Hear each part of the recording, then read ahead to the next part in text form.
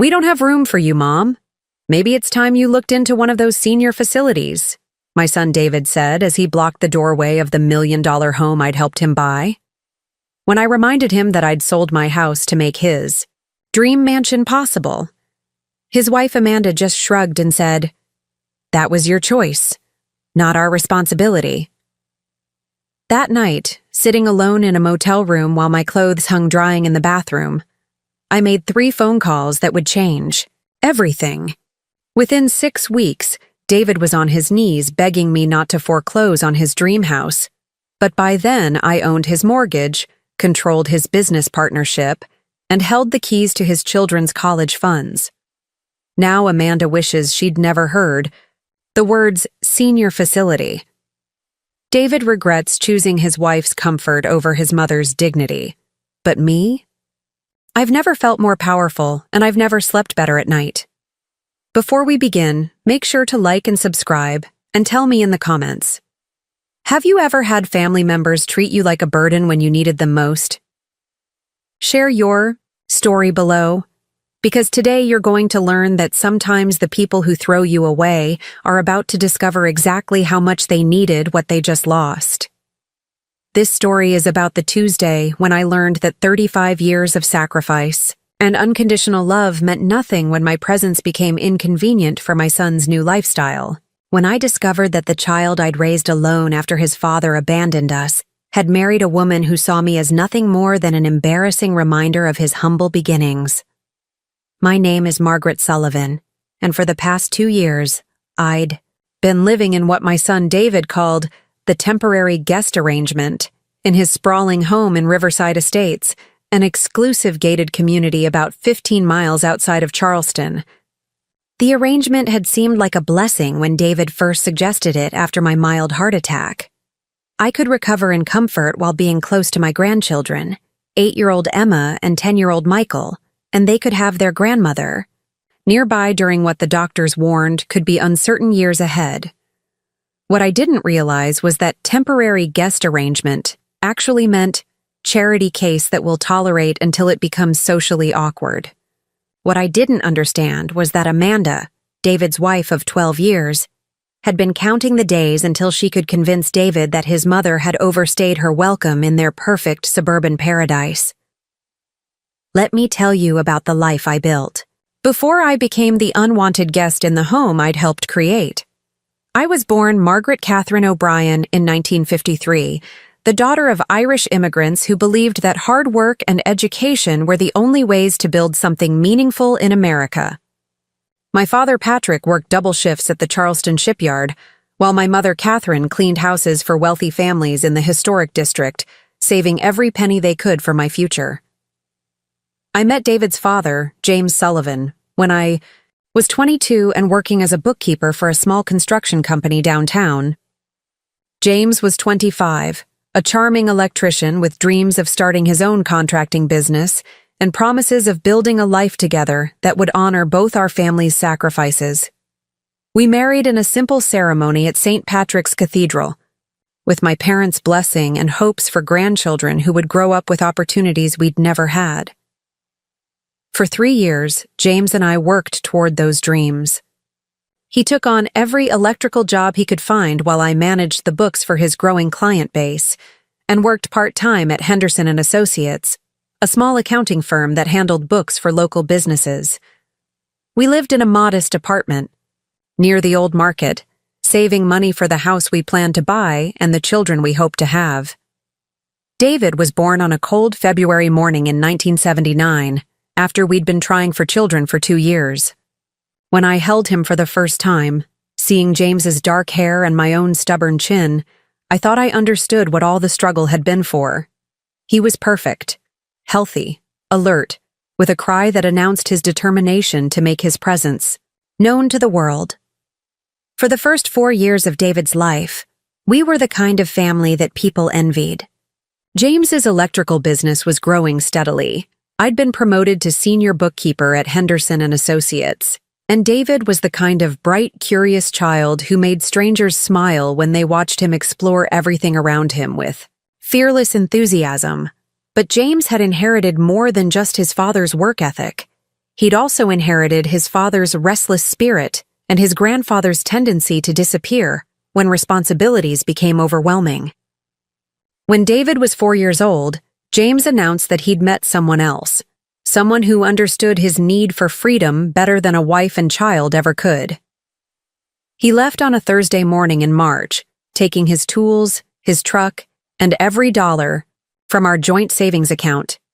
He left behind a 4-year-old boy who kept asking when Daddy was coming home, a mortgage on the small house we'd finally managed to buy, and a woman who had to figure out how to rebuild a life that had been shattered. Without warning, the abandonment was devastating, but I didn't have the luxury of falling apart. David needed stability, needed to believe that the world was still safe and predictable, even though half of his foundation had disappeared overnight. I took on extra clients at Henderson & Associates, started doing freelance bookkeeping for small businesses in the evenings, and found a neighbor, Mrs. Rodriguez, who could watch David after school while I worked. For 15 years, I was both mother and father to David. I attended every parent-teacher conference, every baseball game, every school play. I helped with homework, taught him to drive, and worked overtime to save money for his college education. When he was accepted to the University of South Carolina with a partial scholarship, I took out loans to cover the remaining costs, telling myself that investing in David's future was the most important thing I could do with my life. David thrived. In college, studying business administration with a focus on real estate development, he was everything I'd hoped he would become: ambitious, intelligent, determined to build the kind of success that would honor all the sacrifices that had made his opportunities possible. When he graduated summa cum laude and immediately landed a position with Coastal Development Corporation, one of Charleston's most prestigious real estate firms, I was proud enough to burst. During his senior year, David had met Amanda Richardson, a beautiful psychology major from a wealthy Charleston family that owned a chain of upscale boutiques throughout the Southeast. Amanda was everything I wasn't: sophisticated, well-connected, from the kind of old Southern money that opened doors before you even had to knock. When David brought her home for the first time, I was thrilled that my son had found someone who clearly adored him and who came from the kind of stable family background that would give him the security he'd missed during his childhood. The wedding was held at the prestigious Magnolia Plantation, with 300 guests, flowers that cost more than I'd spent on my entire wedding to James, and a reception that was featured in Charleston society magazines. I was proud to be the mother of the groom, grateful that David had found love with someone who would support his ambitions and help him build the kind of life he deserved. Looking back, I should have paid more attention to certain details. Amanda's family filled 2/3 of the church, while David's side had me, 3 college friends, 2 co-workers from Coastal Development, and several empty pews that reminded everyone present that David came from more modest circumstances than his bride. During the reception, Amanda's mother, Helen, introduced me to people as David's mother, the bookkeeper, while she introduced her own family and friends with detailed descriptions of their social connections and business achievements. I should have noticed that when Amanda talked about their future plans, those plans never included considerations for aging parents or extended family obligations. I should have realized that when Amanda's friends discussed their own family situations, they talked about parents who lived in their own homes, managed their own affairs, and maintained their independence well into their golden years. But I was happy for David, grateful that he'd found love, and optimistic that Amanda would come to appreciate the close relationship David and I had always shared. I thought time and familiarity would help Amanda understand that I wasn't competing with her for David's affection. I was simply a mother who wanted to remain part of her son's life in whatever way felt comfortable for his new family. The first few years of their marriage seemed to confirm my optimism. Amanda was polite and friendly, including me in holiday celebrations and birthday parties. When Emma was born, Amanda seemed genuinely grateful for my help during those difficult first months. when sleep deprivation and new parent anxiety made every day feel like an endurance test. I spent countless hours rocking Emma when she had colic, preparing meals for the exhausted new parents, and providing the kind of practical support that made new parenthood manageable. When Michael arrived 2 years later, the pattern repeated. I was the reliable grandmother who could be counted on for emergency babysitting, meal preparation, and the kind of hands-on help that allowed Amanda to maintain her part-time work as a family counselor while adjusting to life with 2 young children. Amanda praised my assistance to her friends, calling me a godsend and the kind of mother-in-law every woman dreams of having. But I began to notice that the praise was always delivered in my absence, and that Amanda's appreciation seemed to focus more on my usefulness than on my relationship with David or my bond with the children. Still, I was content with my role as the helpful grandmother who lived in my own small house just 20 minutes away from David's growing family. My mortgage had been paid off years earlier. I had a comfortable retirement from my decades of work in bookkeeping, and I enjoyed the balance between independence and family involvement that allowed me to be present for important moments without overwhelming the young family with unwanted advice or interference. Everything changed when I had my heart attack 2 years ago. I was 68, had always been healthy, and the chest pains that sent me to the emergency room on a quiet Tuesday. Afternoon came without warning.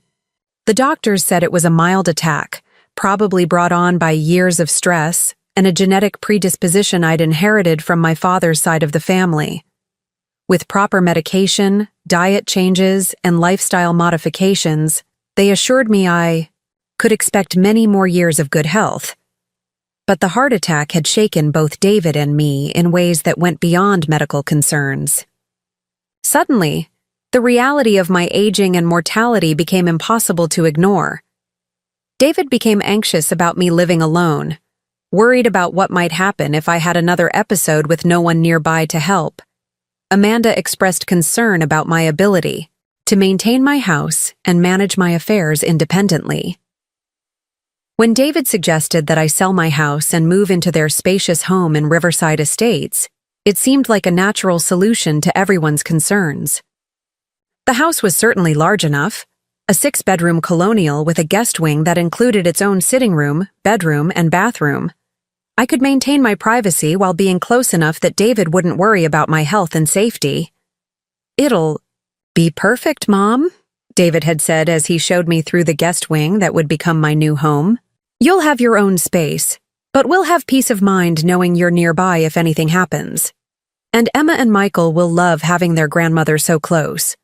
What David didn't mention was that peace of mind would gradually transform into assumptions about my availability for childcare, household management, and whatever other responsibilities Amanda preferred not to handle herself. What Amanda didn't mention was that she'd begun to see the guest wing less as my home and more as convenient on-site housing for the unpaid domestic help. The sale of my house had netted $180,000 after paying off the remaining small mortgage and covering real estate fees. Instead of keeping that money for my own future needs, I'd given $120,000 to David as what I called an early inheritance to help with their own mortgage and home improvements. The remaining $60,000 I'd kept in a savings account for emergencies and personal expenses. At the time, giving David the majority of my house sale proceeds had seemed like a generous way to help secure his family's financial future while ensuring that I wouldn't be seen as a financial burden on their household. David had been grateful, Amanda had been gracious, and I'd felt good about contributing to the beautiful home where I would spend my remaining years surrounded by family. What I didn't understand was that my financial contribution would eventually be reframed as my choice, rather than acknowledged as the generous gift that had made their lifestyle possible. What I didn't anticipate was that Amanda would begin to see my presence in their home as an obligation they'd inherited, rather than a blessing they'd chosen. For the first year after moving in, the arrangement worked exactly as David had promised. I maintained my independence while being available to help with Emma and Michael when needed. I contributed to household expenses without being asked, prepared family meals several times a week, and provided the kind of grandparent presence that enriched the children's daily lives. But somewhere during the second year, my helpfulness transformed from appreciated contribution to expected service. The thank yous became less frequent. The inclusion in family decision-making became rare. The assumption that I would be available whenever needed became absolute, while the consideration for my own needs and preferences became non-existent. Amanda began making social plans that excluded me while expecting me to provide childcare for the events I wasn't invited to attend. David started working longer hours and traveling more frequently, leaving me to manage household responsibilities that had once been shared among all the adults in the house. Most telling of all, Amanda began making comments about eventually, and when the time comes, that suggested she was already planning for my departure from their home. Comments about friends whose parents lived in lovely senior communities where they could socialize with people their own age. Observations about how difficult it was for families to manage aging parents while maintaining their own independence and privacy. I told myself that these comments were just Amanda thinking out loud about future possibilities, normal concerns that any daughter-in-law might have about long-term living arrangements. I told myself that the increasing expectations and decreasing appreciation were temporary adjustments that would improve once everyone settled into a comfortable routine. I told myself a lot of things that turned out to be lies designed to avoid confronting the truth about my situation. The truth was that I'd become the live-in help, expected to provide services without receiving consideration. The truth was that Amanda had never seen me as family, but rather as an obstacle to the lifestyle she wanted to maintain. The truth was that David, the son I'd raised alone and supported through every challenge of his youth, had gradually adopted his wife's view of me as a convenience rather than a person worthy of respect and consideration. But I didn't fully understand these truths until the Tuesday that changed everything. The Tuesday when 2 years of increasing resentment and social awkwardness finally reached the breaking point that Amanda had been engineering since the day I'd moved into what she'd never really considered my home. The Tuesday when my son looked me in the eye and told me there wasn't room for me in the house I'd helped him buy, in the life I'd helped him build, in the family I'd sacrificed everything to support. The Tuesday when I finally understood that sometimes the people who claim to love you the most are actually the ones who see you as the most disposable. The morning that would transform me from Margaret the grateful mother to Margaret the force to be reckoned with started with what I thought was a routine conversation about Emma's upcoming birthday party. Amanda had been planning an elaborate celebration for our 8-year-old granddaughter, a princess-themed party with professional decorators, a bounce house, and 25 little guests who would require careful supervision and entertainment.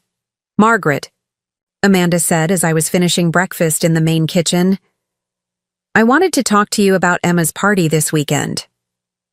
I looked up from my coffee, pleased to be included in the planning for what I knew was an important milestone for Emma. Of course, what can I do to help? Amanda's expression was carefully neutral, the kind of composed face she used when she was about to say something she knew would be unwelcome. Well, the thing is, several of the parents will be staying for the party and we're expecting some of David's colleagues from Coastal Development. It's really more of a networking opportunity than a typical children's birthday party. I waited, sensing that there was more coming and that whatever Amanda was building up to, I wasn't going to like it. The guest list has gotten quite large, and with the entertainment and catering setup, the house is going to be very crowded, Amanda continued, her tone taking on the carefully reasonable quality she used when she was trying to make unreasonable requests sound logical. I see, I said, though I didn't really see where this conversation was heading. So I was thinking, Amanda said, avoiding direct eye contact, that it might be better if you spent the day elsewhere. Maybe visit that nice library downtown, or take yourself to lunch and a movie. Something fun for you while we handle the party. Chaos. The casual dismissal hit me like a physical blow, I was being asked to leave my own home during my granddaughter's birthday party because my presence would somehow interfere with Amanda's social and professional networking opportunities. Amanda, I said carefully, this is Emma's birthday. I'm her grandmother. Why would I need to be somewhere else during her celebration? Amanda shifted uncomfortably, clearly having hoped that I would simply accept the exclusion without requiring detailed justification. It's not that we don't want you here, she said, though her tone suggested exactly the opposite. It's just that the dynamics will be quite sophisticated, and some of the conversation topics might not be, well, you know how these business social situations can be. Business social situations. Amanda was suggesting that I wasn't sophisticated enough to participate in adult conversation at my own granddaughter's birthday party. What exactly are you concerned about? I asked, my voice remaining calm despite the anger building in my chest. Oh, you know, Amanda said with a dismissive wave. Talk about private schools, vacation homes, investment strategies, the kind of topics that come up when you put successful professionals in a room together. I just thought you might be more comfortable doing your own thing, rather than trying to keep up with conversations that aren't really relevant to your lifestyle. Your lifestyle. As if my decades of work experience, my successful management of household finances, my years of supporting David's education and career development somehow made me incapable of participating in adult conversation about topics I'd been dealing with longer than most of Amanda's friends had been alive. But what stung even more than the intellectual dismissal was the underlying message. That my presence at family events was now conditional on whether Amanda found it convenient and socially appropriate. Amanda, I said, setting down my coffee cup with deliberate care. I think there's been a misunderstanding. This is my home, and Emma is my granddaughter. I won't be leaving during her birthday party. Amanda's carefully composed expression cracked slightly, revealing the irritation she'd been working to conceal. Margaret, I really think you're not understanding the situation here, she said, her voice taking on an edge that I'd never heard, directed at me before. This party is important for David's career. These people are potential clients and business partners. The impression we make could affect our family's future. Our family's future. Amanda was making it clear that when she said our family, she didn't include me. I understand perfectly, I said, standing up from the breakfast table. I understand that you're asking me to leave my home during my granddaughter's birthday party because you're embarrassed by my presence in front of people you want to impress. That's not what I'm saying, Amanda protested, but her tone lacked conviction. That's exactly what you're saying, I replied. And the answer is no. I won't be leaving and I won't be hiding in my room like some shameful family secret. If you're uncomfortable with my presence at Emma's birthday party, perhaps you should consider whether the problem is with me or with your own priorities. Amanda's face flushed with anger, and for a moment I saw past the carefully maintained facade of politeness to the resentment that had been building for months. Fine, she said coldly, but don't expect me to manage the social awkwardness when people start asking uncomfortable questions about our living situation. Uncomfortable questions about our living situation. Amanda was already anticipating explaining to her friends why her mother-in-law lived in their house, as if my presence was something that required justification rather than celebration. That conversation had taken place on Monday morning. By Tuesday evening, I would understand that Amanda's desire to exclude me from Emma's birthday party wasn't an isolated incident. It was the opening move in a campaign to remove me from their lives entirely.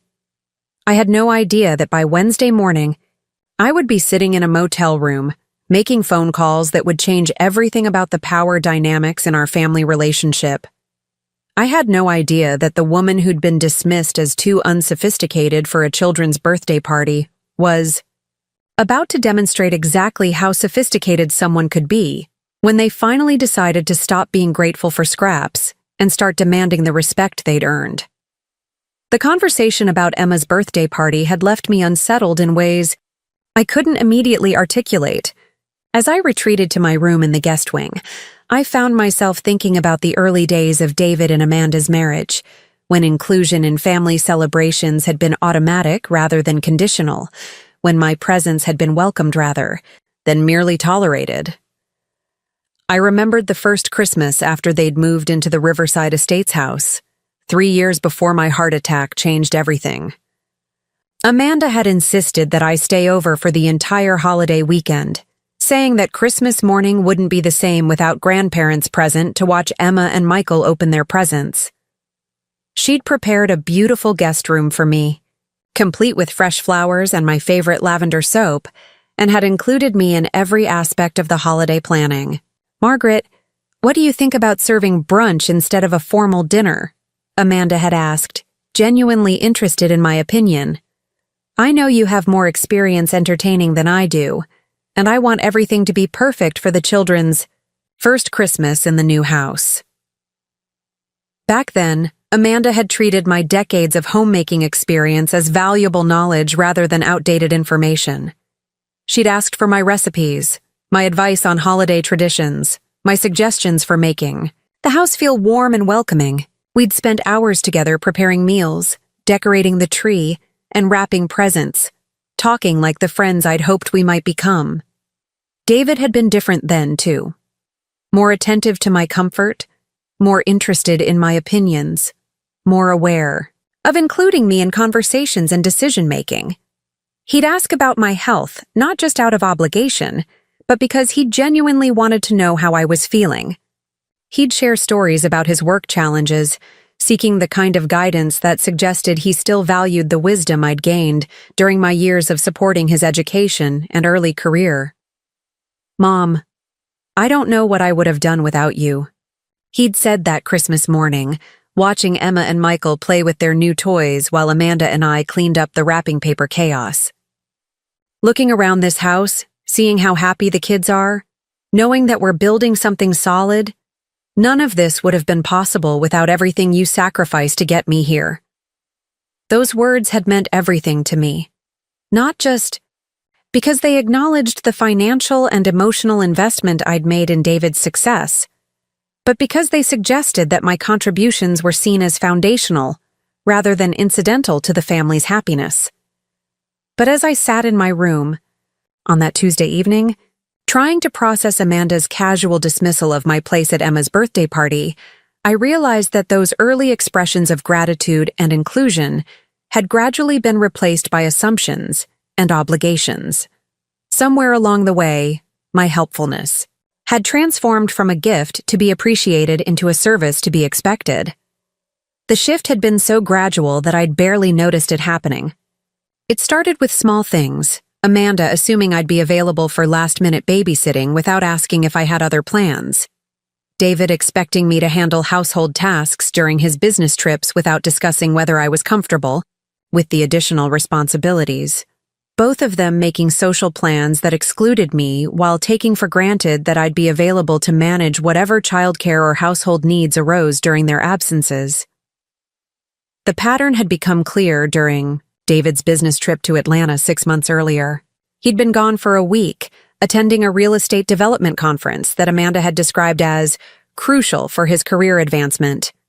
Instead of hiring a babysitter or adjusting her own schedule to accommodate his absence, Amanda had simply announced that I'd be helping out more than usual while David was away. What helping out more than usual actually meant was taking complete responsibility for Emma and Michael's daily routines, while Amanda maintained her normal schedule of yoga classes, book club meetings, and lunch dates with friends. I'd handled school pickups and drop-offs, prepared all meals, supervised homework, managed bedtime routines, and dealt with Michael's stomach flu that developed midweek. When Amanda went out for dinner with friends on Thursday evening of that week, leaving me alone with both children, including a sick 10-year-old, I'd begun to understand that my role in the household had evolved beyond helpful grandmother into unpaid domestic staff. "It's just for a few hours," Amanda had said as she left, for her dinner engagement, dressed in an outfit that had probably cost more than I'd spent on clothing in the past year. "You're so good with the kids when they're not feeling well, I'd probably just stress them out by hovering." But what bothered me wasn't the few hours of childcare, it was Amanda's assumption that her social obligations took priority over my own potential plans, and her casual dismissal of my time as infinitely available whenever her convenience required it. When David returned from Atlanta, full of enthusiasm about new business contacts and potential development projects, neither he nor Amanda had acknowledged the week of intensive childcare I'd provided. There had been no thank you, no acknowledgement of the disruption to my own routine, no appreciation for the fact that I'd managed a household crisis while they pursued their respective priorities. Instead, David had launched into detailed stories about the conference, the impressive professionals he'd met, and the exclusive social events he'd attended. Amanda had been appropriately interested and supportive, asking intelligent questions about his new contacts and expressing enthusiasm about the business opportunities he was exploring. I'd listened to their conversation from the kitchen, where I was preparing dinner and thinking about how differently this homecoming might have unfolded if I'd been David's wife rather than his mother. A wife's contributions during her husband's absence would have been acknowledged and appreciated. A wife's sacrifice of her own social activities would have been recognized and reciprocated. But a mother's contributions, apparently, were simply expected. The week of intensive childcare, household management, and crisis resolution was treated as the natural order of things, rather than a significant favor that deserved recognition and gratitude. That night, as I'd lain in bed listening to David and Amanda discuss their plans for the weekend, plans that included social engagements I hadn't been invited to and wouldn't be informed about until they needed childcare coverage, I'd first begun to wonder whether my presence in their home was valued for who I was, or simply useful for what I could provide. But it was the incident with Amanda's mother, Helen Richardson, that had really opened my eyes to how my status in the family had changed over the 2 years I'd been living in Riverside Estates. Helen Richardson was old Charleston money, the kind of woman who traced her family's presence in the city back to before the Civil War and who maintained membership in social organizations that most people couldn't even pronounce correctly. She lived in a magnificent antebellum mansion in the historic district, entertained regularly, and wielded the kind of social influence that could make or break a young family's acceptance into Charleston's elite circles. Helen had always been polite to me, but with the kind of distant courtesy that suggested she saw me as a necessary but temporary part of Amanda's life, rather than a permanent fixture in the family structure. During the early years of David and Amanda's marriage, this polite distance had felt appropriate. We were from different backgrounds, different generations, different social circles, and it made sense that our interactions would be pleasant but limited. But 6 months ago, during a family dinner at Helen's house to celebrate Amanda's birthday, I'd overheard a conversation that revealed exactly how Helen, and by extension, Amanda, really viewed my living situation. The dinner had been elegant, as all of Helen's entertainments were. 12 guests seated around a table that had probably been in the Richardson family for generations, served food prepared by Helen's longtime housekeeper, Rosa, and engaged in the kind of sophisticated conversation that Amanda had worried I wouldn't be able to follow during Emma's upcoming birthday party. I'd been seated next to Dr. William Thornton, a retired physician who'd been a friend of Helen's late husband, and we'd been having a pleasant conversation about the changes we'd witnessed in Charleston over the decades. Dr. Thornton was interested, in my perspective, as someone who'd lived in the city for my entire adult life, and we'd discovered shared memories of local businesses, community events, and neighborhood transformations. It's fascinating to hear from someone who's seen the city evolve from a working person's perspective, Dr. Thornton had said. So often, our social circle only includes people who've experienced Charleston from the same privileged vantage point. Your insights about how development has affected ordinary families are quite enlightening. I'd been pleased by his genuine interest and had been sharing some observations about how gentrification had displaced longtime residents when I'd happened to overhear Helen's conversation with another guest, Mrs. Caroline Whitmore, at the other end of the table. Amanda's handling the situation with remarkable grace. Helen was saying in the kind of lowered voice that suggested confidential information was being shared. It's not easy having an aging parent. Move in, especially when there are such significant differences in background and social expectations. Mrs. Whitmore had nodded sympathetically. How long has the arrangement been going on? These things can be quite challenging for young families trying to establish their own social position. Nearly 2 years now, Helen had replied. Amanda's been wonderful about including Margaret in family activities, but of course, there are certain social situations where it's simply not appropriate. You understand, the generational gap, the different comfort levels with our social circle's expectations and conversation topics. Different comfort levels. Helen was suggesting that I wasn't sophisticated enough to participate in their social activities, that my presence would somehow compromise Amanda's standing in Charleston's elite circles. Has Amanda considered looking into some of the lovely senior communities around town? Mrs. Whitmore had asked. I know several families who've found that arrangement works much better for everyone involved. The older generation gets appropriate socialization and care, while the younger generation maintains the independence necessary for career and social advancement. We've discussed it, Helen had said, glancing briefly in my direction before lowering her voice even further. But you know how these family obligations can be complicated. David feels responsible, and Margaret contributed financially to their home purchase. So there are considerations beyond just what might be most comfortable for everyone. Financial contributions that created obligations. Helen was framing my help with their mortgage as a burden that David and Amanda were carrying, rather than a generous gift that had made their lifestyle possible. Still, Mrs. Whitmore had continued, at some point, family harmony has to take priority. These multi-generational living situations rarely work out long-term, especially when there are social and cultural differences that create awkwardness in professional or social contexts. I'd sat there, still engaged in conversation with Dr. Thornton, while processing the devastating realization that my living situation was seen as a temporary obligation rather than a permanent family arrangement. That my presence was viewed as an impediment to Amanda's social advancement rather than a valuable addition to their family structure. Most painful of all was the understanding that Amanda had apparently been discussing my eventual relocation with her mother for some time, planning for my departure rather than finding ways to make my inclusion more comfortable for everyone involved. Dr. Thornton had noticed my distraction and had asked if I was feeling well. I'd managed to redirect our conversation and finish the evening without revealing my emotional state, but the damage had been done.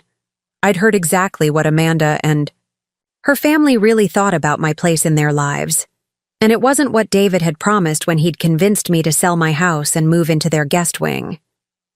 The drive home from Helen's house that night had been quiet, with Amanda chatting about the dinner party's success, while David responded with appropriate enthusiasm about the business contacts he'd made and the social connections that might prove useful for his career advancement. I'd sat in the back seat, watching the familiar streets of Charleston pass by, and realized that I'd been living in a fantasy. The fantasy that family meant inclusion, that generosity created gratitude, that love translated into consideration and respect. The reality was that I'd become an inconvenience that was tolerated because removing me would be socially awkward and potentially financially complicated. My presence in their home wasn't valued. It was endured. But even after overhearing Helen's conversation, even after recognizing the pattern of increasing expectations and decreasing appreciation, I'd continued to tell myself that the situation could be managed. That if I just remained useful enough, unobtrusive enough, grateful enough for whatever consideration I received, Amanda and David would continue to find room for me in their lives. I'd told myself that Amanda's social concerns were understandable, that Helen's perspectives were influenced by generational and class differences that didn't necessarily reflect how David and Amanda felt about me personally. I'd convinced myself that the overheard conversation was about managing social dynamics rather than planning my eventual displacement. But looking back now, I could see that every interaction since that dinner at Helen's house had been colored. by Amanda's growing urgency to resolve what she saw as the Margaret situation. Every comment about senior communities, every suggestion about activities I might enjoy with people my own age, every casual mention of friends whose parents lived independently had been part of a campaign to prepare me for my eventual departure. The birthday party exclusion had been Amanda's most direct attempt yet to demonstrate that my presence was incompatible with the social life she wanted to maintain. By asking me to leave during Emma's party, she was testing whether I would accept increasingly obvious signs that I wasn't welcome at family events. My refusal to be dismissed from my granddaughter's birthday party had apparently convinced Amanda that subtlety wasn't working. If I wouldn't take hints about voluntary relocation, she was going to have to take more direct action. What I didn't understand, as I sat in my room on Tuesday evening reflecting on all of these accumulated slights and dismissals, was that Amanda had already begun implementing the more direct approach. What I didn't know was that she'd been working on David for weeks, building a case for why my continued presence in their home was becoming untenable. What I couldn't have imagined was that by Wednesday morning, I would discover exactly how far Amanda was willing to go to reclaim what she saw as her rightful control over her own home and social life. I couldn't have predicted that the son who'd once called me indispensable would look me in the eye and tell me there wasn't room for me in the life I'd helped him build. But as I prepared for bed that Tuesday night, I did have a growing sense that something fundamental was about to change in our family dynamic. The tension had been building for months, and Amanda's willingness to openly exclude me from Emma's birthday party suggested that the careful politeness that had characterized our relationship was finally breaking down. I fell asleep thinking about the early days of David's childhood, when it had been just the two of us against the world. When he would climb into my bed during thunderstorms, seeking comfort from the mother who represented safety and unconditional love. When he would share his dreams about the life he wanted to build, always including me in those visions of future success and happiness. When I'm grown up and have my own house, David had told me when he was 8 years old, you're going to live with me forever, and we'll have a big garden where you can grow all your favorite flowers. I'd treasured that innocent promise, not because I expected him to honor it literally, but because it represented the kind of love that sees caring for family as a privilege rather than a burden. The kind of love that values inclusion over convenience, that prioritizes relationships over social appearances. But somewhere between that 8-year-old boy's promise and the 35-year-old man's reality, David had learned that love could be conditional. That family obligations could be renegotiated when they became inconvenient. That the mother who'd sacrificed everything for his success could be redefined as an obstacle to his continued advancement. Wednesday morning would teach me that sometimes the people who promise to love you forever are actually just making promises. They don't understand they'll want to break. Wednesday morning would show me that the son who'd once sought my protection from life's storms was now willing to throw me out into one. But Wednesday morning would also reveal something that neither David nor Amanda had anticipated, that the woman they saw as a helpless burden was actually a force they should never have underestimated. The morning began normally enough, with the routine I'd established over the 2 years of living in Riverside Estates. I woke at 6 a.m., made coffee in the small kitchenette of my guest wing, and spent an hour reading the Charleston Post and Courier while enjoying the quiet peace of early morning. This had always been my favorite time of day, the hour before the household stirred to life, when I could collect my thoughts and prepare for whatever demands the day might bring. By 7 a.m., I could hear movement in the main house as David and Amanda began their morning routines. Emma and Michael would be awake soon, requiring breakfast preparation, lunch packing, and the usual orchestration of getting 2 children ready for school. This had become my signal to join the family in the main kitchen, where I'd taken on the responsibility of managing the children's morning needs, while David and Amanda focused on their own professional preparations. But as I approached the kitchen, that Wednesday morning I could hear David and Amanda engaged in a conversation that was clearly not intended for my ears.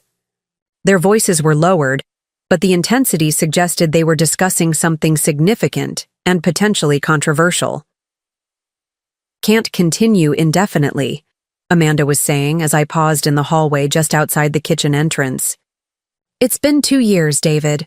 2 years of having no privacy, no independence, no ability to live our lives the way we want to live them." "I know it's been an adjustment," David replied, his tone carrying the defensive quality he used when he knew Amanda was right but didn't want to admit it.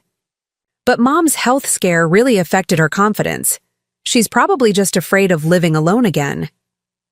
"Her health scare was 2 years ago," Amanda said, her voice sharp with frustration. "The doctors said she was fine. Her recovery was complete. There's no medical reason she needs to be living here, David. The only reason she's still here is because we've allowed her to become comfortable depending on us instead of rebuilding her independence, depending on them." Amanda was reframing my contribution to their household as dependency rather than acknowledging the financial help, childcare support, and domestic assistance I'd been providing. "But where would she go?" David asked, and I could hear genuine concern in his voice. "She sold her house to help us with our mortgage. She can't just start over at 70. "There are options," Amanda said, her tone taking on the patient quality she used when explaining something she considered obvious. "Lovely senior communities, assisted living facilities designed for people her age, places where she could have her own space while having access to appropriate support and social activities." Appropriate support and social activities. Amanda was suggesting that my current social life, which revolved entirely around their family, was somehow inappropriate for someone my age. "I don't know, Amanda," David said slowly. "It feels wrong to ask her to leave when she helped make this house possible in the first place." "David, we need to think about our children's future," Amanda said, her voice becoming more urgent. "Emma and Michael need to see their parents as independent adults who manage their own household.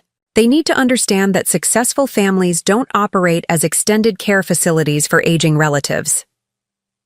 Extended care facilities. Amanda was describing my presence in their home as if I were an invalid requiring nursing assistance rather than a healthy, capable woman who'd been contributing to their household management. "Besides," Amanda continued, "your mother's living situation is starting to affect our social standing. Do you realize how many invitations we've had to decline because explaining Margaret's presence would be awkward? How many business opportunities you might be missing because we can't entertain the way successful couples in our position should be able to entertain?" Our position. Amanda was making it clear that she saw David's career advancement and their social status as incompatible with my continued presence in their home. "What are you suggesting?" David asked, though his tone suggested he already knew what Amanda was building toward. "I'm suggesting that we sit down with Margaret and help her understand that it's time for her to reclaim her independence," Amanda said. "That we present her with some lovely options for senior living that would give her the appropriate social environment while allowing our family to function normally." Function normally. Amanda was suggesting that our current family structure was abnormal rather than simply different from what she preferred. "And if she doesn't want to move?" David asked. There was a pause, and when Amanda spoke again, her voice carried a steely determination that I'd never heard directed toward family matters. "Then we help her understand that her choice is between moving voluntarily or making this situation uncomfortable for everyone involved," she said. "David, we're talking about the rest of our lives, your career, our children's futures, our ability to build the kind of social and professional network that will sustain this family's success. Are you willing to sacrifice all of that to avoid having one difficult conversation with your mother?" One difficult conversation. Amanda was reducing 2 years of my life, my financial contribution to their success, and my role in their children's daily care to a single inconvenient discussion that was standing between them and their ideal lifestyle. I'd heard enough. I retreated quietly to my room, my mind reeling from the revelation that David and Amanda had been planning my displacement while I'd been focusing on Emma's birthday party arrangements and my concern about Amanda's casual dismissal of my place. at family celebrations. The conversation I'd overheard made everything clear. This wasn't about social awkwardness or temporary adjustment difficulties. This was about Amanda's fundamental belief that my presence in their home was incompatible with the life she wanted to live, and David's apparent willingness to prioritize his wife's preferences over his mother's security and dignity. For the next hour, I sat in my room, processing the implications of what I'd learned. The exclusion from Emma's birthday party hadn't been an isolated incident. It had been part of a larger campaign to demonstrate that I didn't belong in their social circle. The comments about senior communities hadn't been casual observations. They had been strategic preparations for the conversation Amanda was planning to initiate. Most devastating of all was the realization that David, the son I'd raised alone and supported through every challenge of his youth, was actively participating in planning my removal from the family I'd helped him build. At 8:30 a.m., I heard Emma and Michael calling for their grandmother from the main kitchen. They'd discovered that I wasn't there to help with breakfast preparation, and were looking for me with the casual expectation that had characterized our morning routines for the past 2 years. "Where's Grandma Margaret?" Emma was asking. "I need help finding my math homework, and she always knows where everything is." "I can't find my baseball glove," Michael added. "Grandma Margaret said she'd help me look for it this morning." I listened to their voices, sweet, trusting, completely unaware that their parents were planning to remove me from their daily lives. Emma and Michael had never known insecurity about their grandmother's presence. I'd been a constant in their lives since they were small children, and the idea that I might not always be available to help with math homework and missing baseball gloves had never occurred to them. "Your grandmother is probably just sleeping in," I heard Amanda say, her tone carrying forced cheerfulness. "Let's see if we can manage breakfast on our own this morning. Sleeping in." Amanda was already beginning the process of explaining my absence, preparing the children for a reality where their grandmother wasn't automatically available for daily support and assistance. I made a decision that would change everything. Instead of joining the family for breakfast and pretending I hadn't overheard their conversation, I would wait. I would let David and Amanda proceed with whatever plan they'd developed, and I would respond accordingly. What they didn't understand was that I'd spent decades managing crisis situations, making difficult decisions under pressure, and protecting my family's interests even when doing so required personal sacrifice. What they hadn't anticipated was that the woman they saw as a dependent burden was actually someone with considerable resources, extensive experience, and a comprehensive understanding of exactly how vulnerable their comfortable lifestyle really was. By evening, I would discover just how little room David thought there was for me in the life I'd helped him build. By tomorrow, I would begin showing him exactly how much room I was actually going to require. The overheard conversation between David and Amanda had shattered any remaining illusions I'd held about my place in their family. But as I sat in my room that Wednesday morning, I found myself thinking about how gradually this transformation had occurred. The shift from valued family member to unwanted burden hadn't happened overnight. It had been a slow erosion of respect and consideration that had been so subtle I'd barely noticed it happening until it was too late. I remembered the exact moment when David had first suggested I move into their home, 3 months after my heart attack when I was still recovering and adjusting to the reality of my own mortality.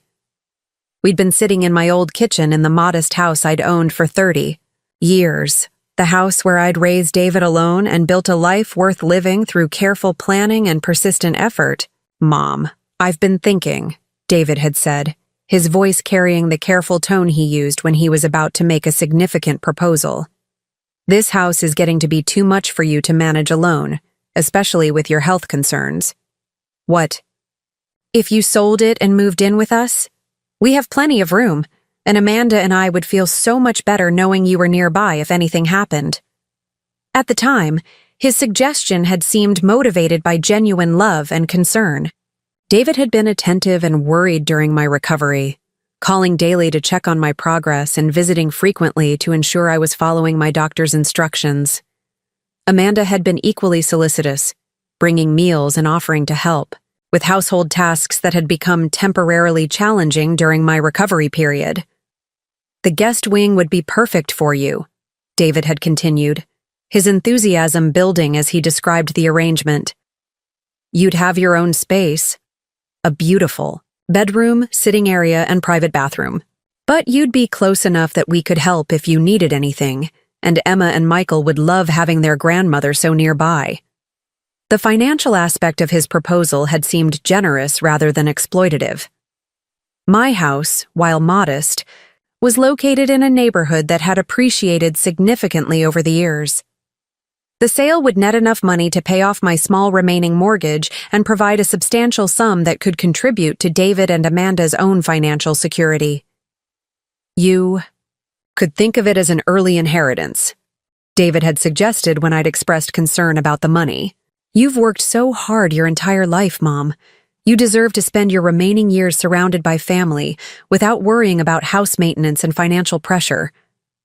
Amanda had been equally encouraging about the arrangement, describing it as a blessing for their entire family. "The children would benefit so much from having you around more," she'd said during one of our conversations about the potential move. "Emma especially has been asking why her friends see their grandmothers more often than she sees you. And honestly, Margaret, I could use the wisdom and support of someone with your experience raising children." The way Amanda had framed my potential presence in their home as a source of wisdom and support rather than a burden to be managed had made the arrangement seem like a mutually beneficial opportunity rather than a charity case requiring their tolerance. Looking back now, I could see that Amanda's early enthusiasm about my moving in had been genuine, but for reasons I hadn't fully understood at the time. What I'd interpreted as appreciation for my potential contribution to their family life had actually been excitement about having access to live-in childcare and household assistance. Amanda had been pregnant with Michael when David first suggested the living arrangement, and the prospect of having an experienced mother and grandmother available during the challenging months of adjusting to 2 children had obviously appealed to her practical nature. What hadn't occurred to me was that Amanda's vision of my role in their household was fundamentally different from David's presentation of the arrangement. David had described the move as an opportunity for me to be supported and cared for during my transition into older age. Amanda had seen it as an opportunity to acquire domestic help and childcare assistance without the expense and complications of hiring outside services. The disconnect between these two visions hadn't become apparent until after I'd already sold. My house contributed the majority of the proceeds to their mortgage and established myself in the guest wing that I'd believed would be my permanent home. The first few months had seemed to confirm David's vision of the arrangement. I'd been treated as an honored family member whose presence enriched their daily lives. Amanda had genuinely sought my advice about child rearing, meal planning, and household management. David had included me in family decisions and had expressed regular gratitude for my presence and contributions. But gradually, almost imperceptibly, the dynamic had begun to shift from appreciation to expectation. It started with small assumptions about my availability. Instead of asking if I could watch Emma while Amanda attended a doctor's appointment, Amanda began mentioning that she had an appointment and would be leaving Emma with me. Instead of checking whether I had plans before scheduling evening activities that required childcare, David and Amanda began assuming that I would be available whenever they needed me. The transition from requests to assumptions had been so gradual that I'd initially interpreted it as evidence of growing comfort and trust rather than warning signs of increasing exploitation. When Amanda stopped saying please and thank you for routine childcare assistance, I told myself it was because we'd become comfortable enough with each other that formal politeness was no longer necessary. When David stopped asking for my opinions about family decisions and began simply informing me about plans that had already been made, I convinced myself it was because he'd become confident in his own judgment, rather than because my input was no longer valued. The most insidious aspect of this gradual transformation was how slowly it had eroded my own sense of boundaries and self-advocacy. Because the changes happened incrementally, I'd found myself accepting treatment that I would have immediately rejected if it had been presented all at once. If Amanda had asked me on my first day in their home to provide full-time childcare, while she maintained her own social schedule without consideration for my own needs and interests, I would have recognized the arrangement as exploitative and would have refused to participate. But because the expectations had increased gradually over months and years, I'd found myself providing exactly that level of service while telling myself that I was being helpful rather than used. The pattern had become most apparent during Michael's infancy, when Amanda's needs for support had been greatest and my willingness to provide assistance had been most complete. Michael had been a difficult baby, colicky, prone to sleep disruption, requiring the kind of intensive care that left new parents exhausted and overwhelmed. During his first 6 months, I'd essentially functioned as a night nurse, taking responsibility for middle-of-the-night feeding so that Amanda could maintain enough rest to care for Emma during the day. "I don't know what I'd do without you," Amanda had said repeatedly during those exhausting months. "Having you here has made this so much more manageable than it would have been otherwise." At the time, I'd interpreted these expressions of gratitude as evidence that my presence was valued and that my contributions were making a meaningful difference in their quality of life. What I hadn't recognized was that Amanda's appreciation was focused on my utility rather than my personhood. She was grateful for the services I provided, but not necessarily for me as an individual with my own needs and limitations. The distinction had become clear when Michael's sleep problems resolved, and my intensive childcare assistance was no longer needed. Instead of the gratitude and consideration I'd expected after 6 months of significant sacrifice, I'd found that Amanda's expectations of my availability had actually increased rather than decreased. Because I'd demonstrated my willingness to provide intensive support during a crisis period, Amanda had concluded that this level of availability was my normal capacity, rather than an extraordinary effort that had required considerable personal sacrifice. When I'd attempted to gradually reduce my childcare involvement as Michael became more manageable, Amanda had responded with the kind of disappointment and frustration that suggested she'd come to see my assistance as an entitlement rather than a gift. "I thought you enjoyed spending time with the children," Amanda had said when I'd mentioned that I'd like to resume some of my pre-Michael activities, like my weekly volunteer work at the library and my book club meetings with friends from my old neighborhood. "I do enjoy spending time with Emma and Michael," I'd replied carefully. "But I also have other interests and commitments that I'd like to maintain." Amanda's expression had shifted in a way that I'd interpreted as disappointment, but that I now recognized had been irritation about the prospect of losing convenient access to free childcare. "Of course," she'd said, her tone carefully controlled. "I just thought you'd want to prioritize your relationship with your grandchildren while they're still young enough to benefit from your influence." The implication had been clear, that pursuing my own interests represented a failure to prioritize my family relationships appropriately, that wanting to maintain some independence and personal autonomy was somehow selfish or inappropriate for someone in my position. This pattern of reframing my normal human needs as character defects had become Amanda's primary strategy for maintaining control over my time and energy.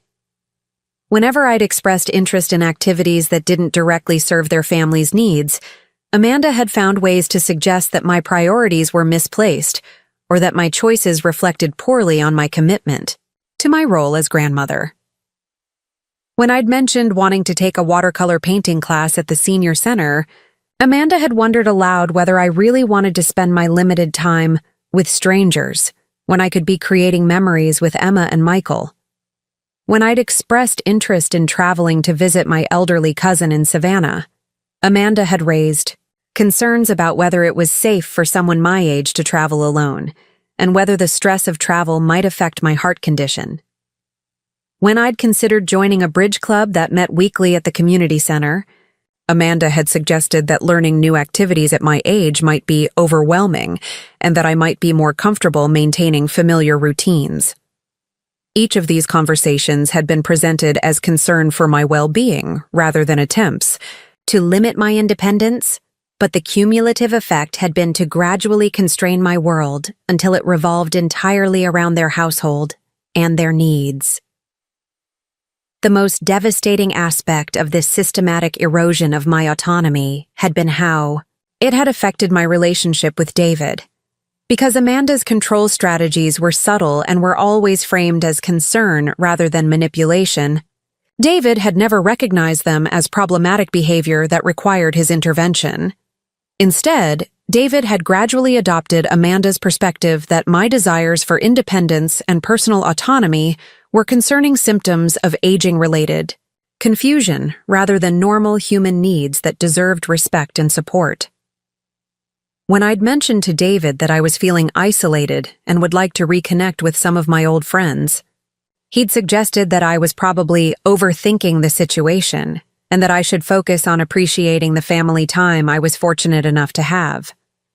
When I'd expressed frustration about Amanda's tendency to make assumptions about my availability, without consulting me first, David had gently suggested that I was being too sensitive, and that Amanda's casual approach to requesting help was evidence of how comfortable she'd become with me rather than a sign of disrespect.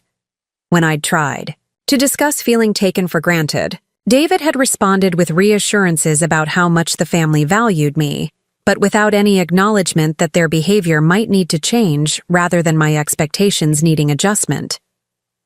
The most painful realization had been that David's responses to my concerns consistently prioritized maintaining harmony with Amanda over addressing my legitimate needs for consideration and respect. Whenever there had been tension between Amanda's preferences and my well-being, David had invariably found ways to convince me to accommodate Amanda rather than asking Amanda to modify her behavior. This pattern had reached its most obvious expression during the incident with Emma's friend Hannah's birthday party, 8 months before the current crisis. Hannah's mother, Patricia Morrison, had organized an elaborate celebration at their country club, with professional entertainment, formal dining, and the kind of sophisticated atmosphere that made it an important social event for the parents as well as the children. When Emma had been invited, Amanda had immediately seen the party as an opportunity to network with other affluent parents and to strengthen the family's social connections within Riverside Estate's exclusive community. The invitation had included grandparents, and Emma had been excited about the prospect of having me attend her friend's special celebration. I'd been looking forward to the event as well, an opportunity to meet other families in Emma's social circle and to participate in the kind of formal gathering that I'd rarely had access to during my working years. But 3 days before the party, Amanda had approached me with concerns about my planned attendance. "Margaret, I've been thinking about Hannah's party," she'd said, her tone carrying the careful quality she used when she was about to make a request she knew would be unwelcome. "I'm wondering if it might be better if you didn't attend." I'd been genuinely confused by her suggestion. Why wouldn't I attend? Emma specifically asked me to come, and the invitation included grandparents. Amanda had shifted uncomfortably, clearly struggling to find a way to express her concerns without revealing their true nature. "It's just that these events can be quite formal and the social dynamics among the parents can be quite complicated," she'd said finally. "I'm concerned that having to manage introductions and conversation topics while also supervising Emma might be overwhelming." Overwhelming for whom, I'd wondered, but hadn't asked. "I'm perfectly capable of managing social situations," I'd replied. "I've been attending formal events for longer than you've been alive." "Of course," Amanda had said quickly, "it's not about your capabilities. It's about the specific dynamics of this particular group. These are people David works with, potential business contacts, families whose social connections could affect our children's future opportunities. The conversations tend to focus on topics that might not align with your interests and experiences." My interests and experiences. Amanda was suggesting that my background made me unsuitable for socializing with the people she wanted to impress. "What exactly are you concerned about?" I'd asked, my patience beginning to wear thin. "Nothing specific," Amanda had said, her tone becoming defensive. "I just think it might be more comfortable for everyone if this particular event remained focused on the immediate family. There will be plenty of other opportunities for you to participate in Emma's social activities." But there hadn't been plenty of other opportunities. After the Hannah Morrison party exclusion, I'd noticed that my invitations to Emma and Michael's social events had become increasingly rare. Birthday parties, school performances, sports events, all the occasions where grandparents would normally be welcome and expected, had somehow become complicated by social dynamics that required my absence. When I'd finally brought this pattern to David's attention, his response had been predictably dismissive. "Mom, I think you're reading too much into these situations," he'd said. "Amanda's just trying to manage complex social dynamics. These business relationships are important for our family's future, and sometimes that requires making difficult choices about how to handle social events. Difficult choices that consistently involved my exclusion rather than efforts to include me in ways that addressed whatever concerns Amanda had about my social appropriateness." "David," I'd said, trying to help him understand the cumulative impact of these exclusions, "I'm being systematically removed from my grandchildren's important events. How is that acceptable?" "You're not being removed," David had replied. "You're being consulted about which events make the most sense for you to attend. There's a difference." But I wasn't being consulted. I was being informed about decisions that had already been made without my input. And the events that made sense for me to attend were increasingly limited to small, family-only gatherings that didn't involve the social networking opportunities that Amanda valued. The pattern had continued to escalate over the following months, with my participation in family activities becoming increasingly conditional on whether my presence aligned with Amanda's social and professional goals. Family dinners that included David's colleagues became adults, only events that required my absence. Social gatherings with other Riverside Estates families became complicated by my presence. Even routine activities like school pickup occasionally became inappropriate for me when Amanda was trying to make specific impressions on other parents. The most insulting aspect of this systematic exclusion had been Amanda's consistent presentation of these decisions as considerations for my comfort rather than acknowledgments of her own social anxieties. "I just thought you'd be more comfortable staying home today," she'd say when excluding me from events. "These group dynamics can be quite exhausting. I didn't want you to feel obligated to participate in something that might not be enjoyable for you," she'd explain when making plans that didn't include me. "I was trying to spare you the awkwardness of social situations that might not be the best fit," she'd rationalize when I questioned being left out of activities. The cumulative effect of these exclusions and explanations had been to gradually convince me that my social instincts were unreliable, that my desire for inclusion was inappropriate, and that my feelings of exclusion were evidence of my own oversensitivity, rather than legitimate responses to unfair treatment. Amanda had been remarkably effective at making me question my own perceptions and reactions.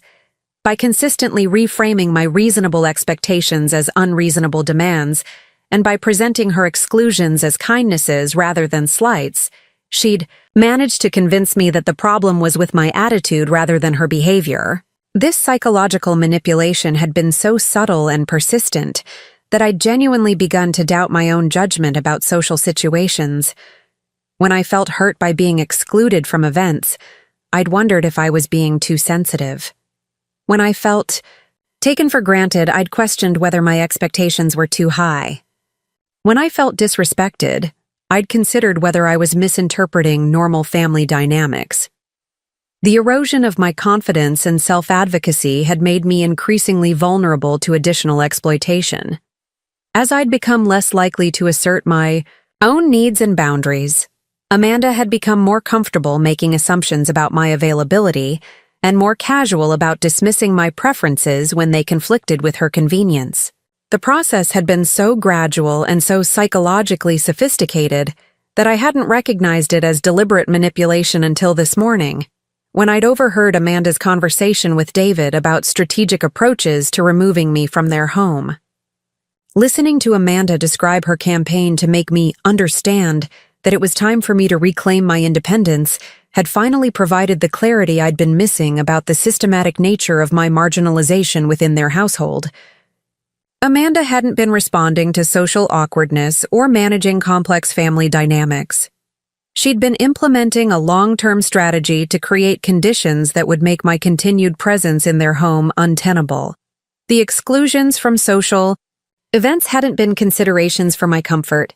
They'd been demonstrations of my irrelevance to their social aspirations. The suggestions about senior communities and age-appropriate activities hadn't been expressions of concern for my well-being. They'd been preparations for the conversation Amanda was planning to initiate about my departure. The gradual reduction of appreciation and consideration hadn't been evidence of growing family comfort. It had been systematic devaluation designed to make me feel unwelcome in what I'd believed was my home.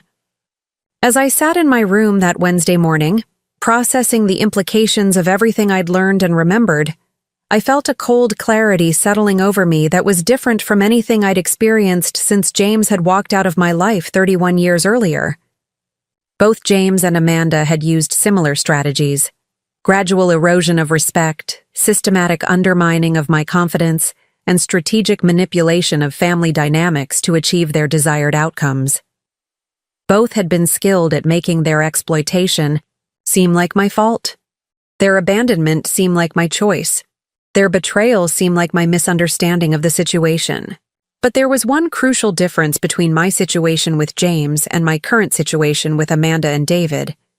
When James had destroyed my life, I'd been a 26-year-old woman with limited resources, no established career, and a 4-year-old child who needed stability above all else. I'd been forced to accept whatever terms allowed me to survive and protect David's security. Now I was a 70-year-old woman with substantial financial resources, extensive life experience, and a comprehensive understanding of exactly how much power I actually possessed. Amanda and David were about to discover that the helpless burden they'd been planning to discard was actually someone who had the resources and determination to fight back in ways they'd never anticipated. They were about to learn that dismissing someone as irrelevant could be the biggest mistake they'd ever made. The conversation I was about to have with them would be the last conversation where they held the power to dictate terms. Tomorrow, the power dynamic in our family would be permanently reversed. The confrontation came at 6 p.m. that Wednesday evening, just as I'd expected it would after overhearing Amanda and David's morning conversation. I'd spent the day in my room, making phone calls and reviewing financial documents that I hadn't examined in months. By the time David knocked on my door, I was prepared for whatever approach they'd decided to take. "Mom, could you join Amanda? And me in the living room? We'd like to talk with you about something important." David's voice carried the careful, overly gentle tone he used when he was about to deliver news he expected me to find upsetting. It was the same tone he'd used when telling me about his divorce from his first wife, about his job changes, about any significant life development that might affect our relationship. I followed David to the main living room, where Amanda was seated on the leather sofa that had been purchased with money from my house sale. She looked composed but nervous, like someone who'd rehearsed a difficult speech, but wasn't entirely confident about how it would be received. "Please sit down," David said, gesturing toward the chair across from where he and Amanda sat together. The physical positioning was clearly intentional. The two of them united on one side, me isolated on the other, the arrangement designed to emphasize that they were a team, and I was the subject of their intervention. "What did you want to discuss?" I asked, settling into the chair and watching their faces carefully. David glanced at Amanda, who nodded slightly, apparently giving him permission to begin the conversation they'd planned. "Mom, Amanda and I have been talking about your living situation here," David began, his voice carrying forced casualness, "and we're wondering if it might be time to consider some alternatives that would give you more independence and social opportunities." More independence. David was framing my removal from their home as an opportunity for greater freedom rather than acknowledging it as abandonment. "What kind of alternatives?" I asked, keeping my voice neutral. Amanda leaned forward, her expression taking on the bright, encouraging look she used when trying to sell someone on an idea they weren't going to like. "We've been researching some lovely senior communities in the Charleston area," she said, pulling out a folder of glossy brochures that she'd obviously prepared in advance. "Places designed specifically for active adults who want to maintain their independence while having access to social activities and support services." She spread the brochures across the coffee table like a travel agent presenting vacation options. Magnolia Gardens Senior Living, Charleston Oaks Retirement Community, Riverside Manor Active Adult Village. Each brochure featured photographs of smiling elderly people engaged in activities that were supposed to look fulfilling and engaging. "These communities offer so much more than we can provide here," Amanda continued, her enthusiasm seeming forced rather than genuine. "Organized social activities, fitness programs, educational opportunities, transportation services. You'd have your own apartment but with access to dining services, housekeeping, and healthcare support when you need it. Your own apartment." Amanda was describing these facilities as if living alone in institutional housing was preferable to being part of a family. "And financially?" I asked, though I suspected I already knew the answer. David shifted uncomfortably, clearly the part of this conversation he'd been dreading. "Well, these communities do require entrance fees and monthly expenses," he admitted. "But with the money you have in savings, plus Social Security, it should be manageable. And if you needed additional support, we'd certainly help however we could." Help however they could. David was suggesting that I would be financially responsible for my own displacement while they continued to benefit from the money I'd already contributed to their lifestyle. "I see," I said, picking up one of the brochures and examining it carefully. "And you think I'd be happier in one of these places than I am here, living with my family?" Amanda and David exchanged another glance, and I could see Amanda giving David an encouraging nod. "Mom, the thing is," David said, his voice becoming more direct, "Amanda and I feel like we're not really able to give you the kind of attention and social engagement that someone your age needs. We're so busy with work and the children's activities that we worry you're not getting the companionship and stimulation that would make you truly happy." Not getting the companionship and stimulation. David was suggesting that my isolation was due to their neglect rather than their deliberate exclusion of me from family activities. "Besides," Amanda added, her voice taking on a slightly sharper edge, "Emma and Michael are getting older and need more independence. Having multiple generations in one household can sometimes make it difficult for children to develop appropriate self-reliance and social skills." There it was. The suggestion that my presence was somehow harmful to my grandchildren's development, that my love and involvement in their lives was a liability rather than an asset. "What do Emma and Michael think about this idea?" I asked, another uncomfortable glance between Amanda and David. "We haven't discussed it with them yet," Amanda said carefully. "We wanted to talk with you first, obviously, but children are remarkably adaptable, and they'd certainly be excited about visiting you in your new home and participating in all the activities these communities offer." Visiting me. Amanda was reducing my relationship with my grandchildren from daily presence to scheduled visits, as if that transition would be equivalent or even beneficial. I set down the brochure I'd been holding and looked directly at both of them. "Let me make sure I understand what you're proposing," I said, my voice remaining calm despite the anger building in my chest. "You want me to move out of this house, which I helped you purchase with money from the sale of my own home. You want me to pay for my own housing in an institutional facility where I'll be isolated from my grandchildren except for occasional visits. And you're presenting this as an opportunity for greater independence and happiness." "Mom, that's not how we'd characterize it," David said quickly. "Then how would you characterize it?" I asked. David struggled for words, clearly not having anticipated that I would require him to explicitly acknowledge what they were actually asking me to do. We're suggesting that it might be time for you to explore living arrangements that are specifically designed for your needs and interests, he said finally. My needs and interests, I repeated. And you've determined that my needs and interests don't include being part of my son's family or having a daily relationship with my grandchildren. That's not what we're saying, Amanda interjected, her composure beginning to crack slightly. We're saying that there are living situations that might be more appropriate for someone your age, situations that would give you access to peer companionship and activities designed for your generation. More appropriate, I said. Because living with family is inappropriate for someone my age. Margaret, you're twisting our words, Amanda said, her voice taking on the frustrated tone she used when she felt her reasonable explanations weren't being properly appreciated.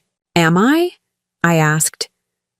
Because what I'm hearing is that after 2 years of living in this house, contributing to this household, caring for these children, and helping to make your comfortable lifestyle possible, you've decided that my presence is no longer convenient for you. It's not about convenience, David said, his voice becoming defensive. It's about what's best for everyone involved. And you've determined that what's best for everyone involved is for me to leave. We've determined that what's best is for you to have the kind of independent, fulfilling life that these communities can provide, Amanda said, her patience clearly wearing thin. I stood up from my chair, looking down at both of them sitting together on the sofa I'd helped them buy. Let me ask you one simple question, I said. Do you want me to continue living in this house? The silence that followed was more devastating than any words could have been.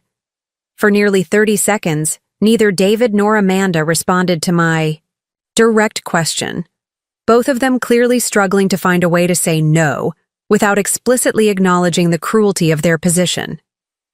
Finally, David spoke, his voice small and reluctant. Mom, we think it would be better for everyone if you explored other options. Better for everyone. David couldn't even bring himself to admit that he wanted his mother out of his home. I see, I said, my voice remaining eerily calm. In that case, let me make this very simple for you. No. No? Amanda asked, her confusion genuine. No, I will not be moving to a senior community. No, I will not be paying for my own displacement. No, I will not be pretending that this conversation was about my well-being rather than your convenience. David stood up, his expression shifting from nervousness to frustration. Mom, you're not being reasonable, he said. We're offering to help. You find a place where you'll be happy and independent. We're not throwing you out on the street. You're offering to help me find a place where I'll be out of your way, I corrected. There's a difference. Margaret, Amanda said, her voice taking on the steely quality I'd heard that morning when she'd discussed making the situation uncomfortable for everyone involved. I think you need to consider the reality of this situation. You're 70 years old, living in someone else's home, dependent on someone else's generosity. This is not a sustainable long-term arrangement, and pretending otherwise is not helpful for anyone. Someone else's home. Someone else's generosity. Amanda was rewriting the history of my financial contribution and 2 years of domestic service to position me as a charity case rather than a family member who'd been contributing to their household.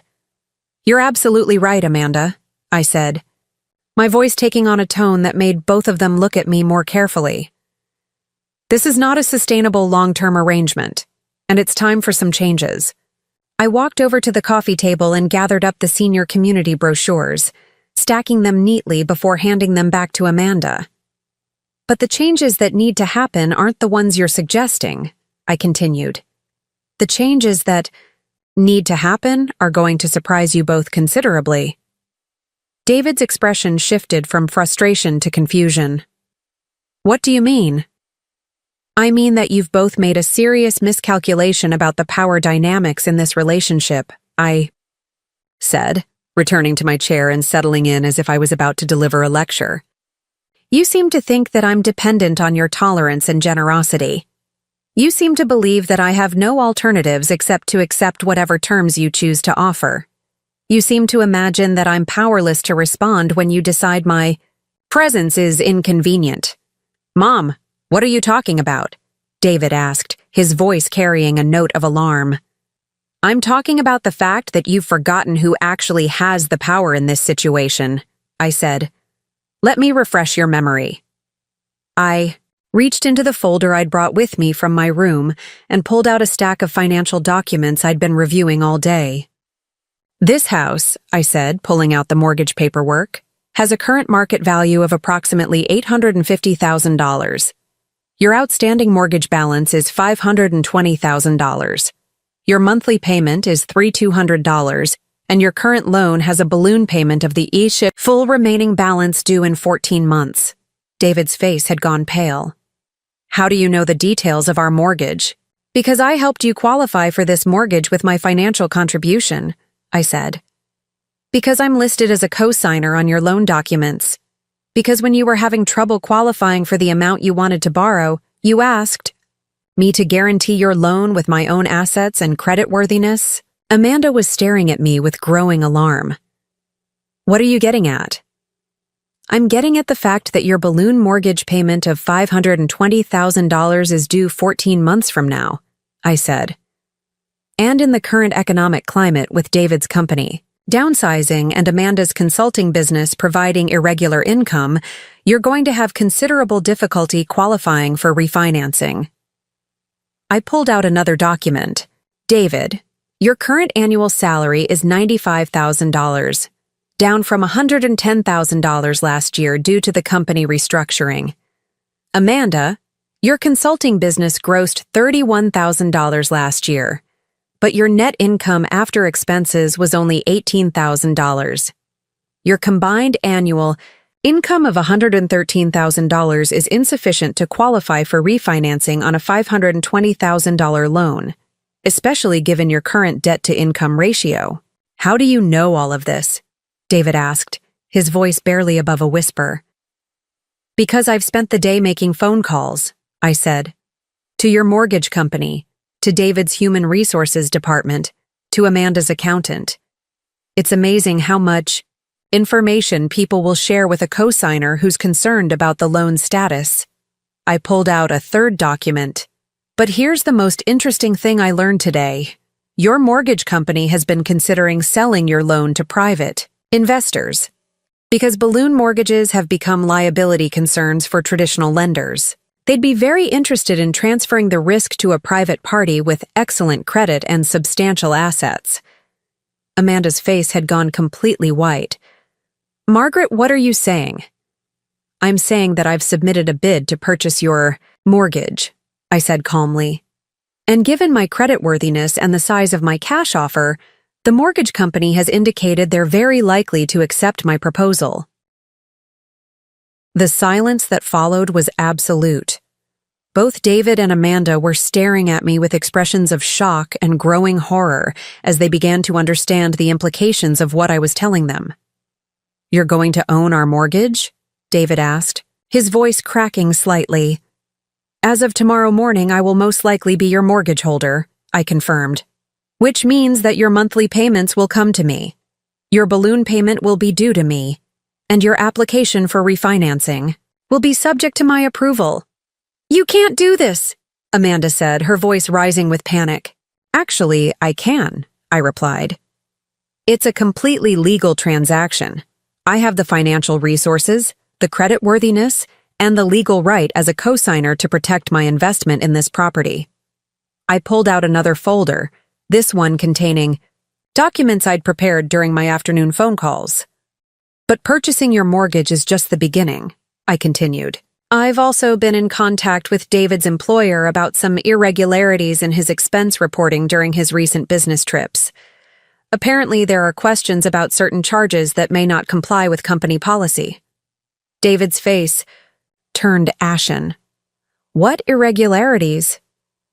The $200 dinner charge at that exclusive restaurant in Atlanta, claimed as a client entertainment expense when no clients were actually present.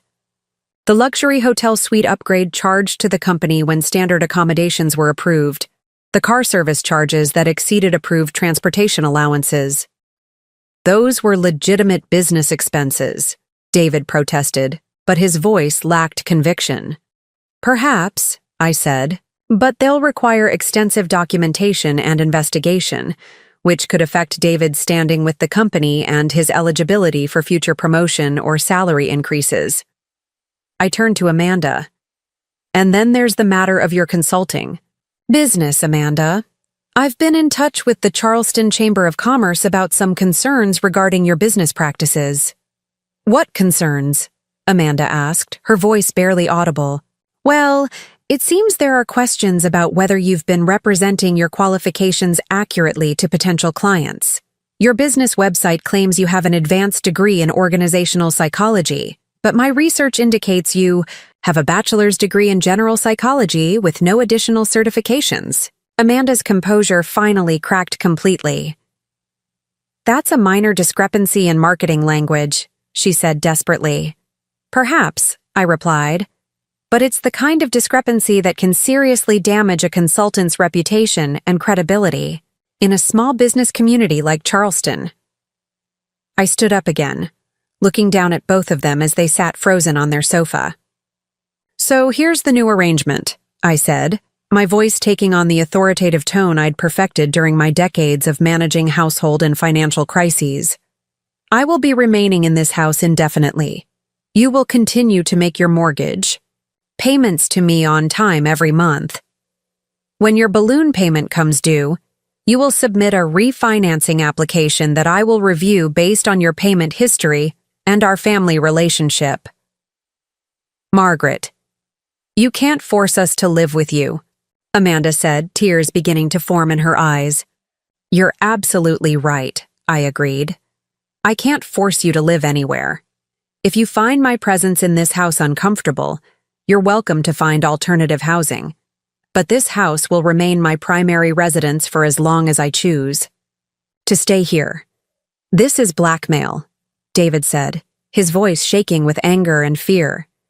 This is consequences, I corrected. You wanted to discuss my living situation, and now we've discussed it.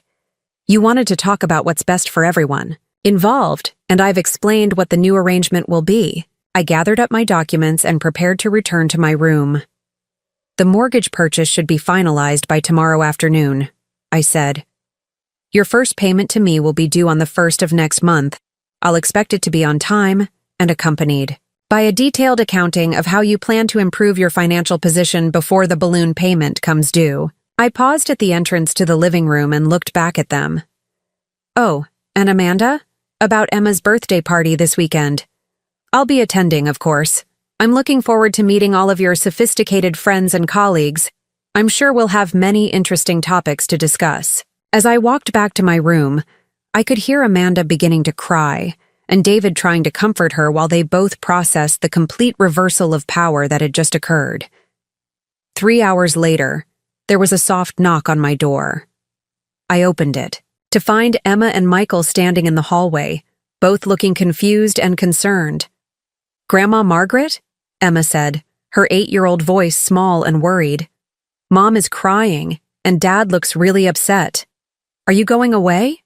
I knelt down to Emma's level and took both children's hands in mine. No, sweetheart, I said gently. I'm not going anywhere. Grandma Margaret is going to be staying right here with you for as long as you want me to. Forever?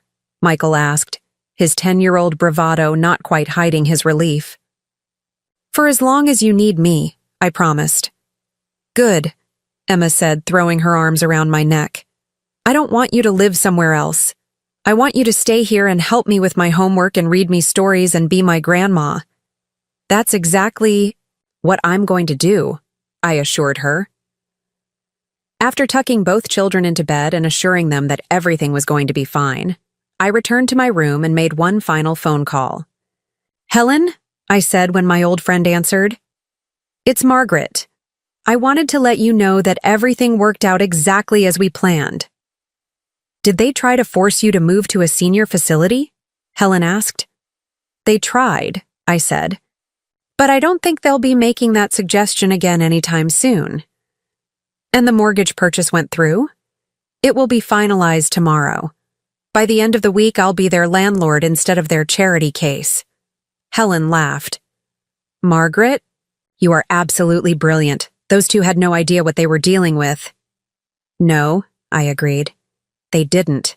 But they're learning. 6 months later, I was sitting in the same living room where David and Amanda had tried to convince me to move to a senior community, watching Emma practice for her spring piano recital while Michael worked on a school project at the dining room table.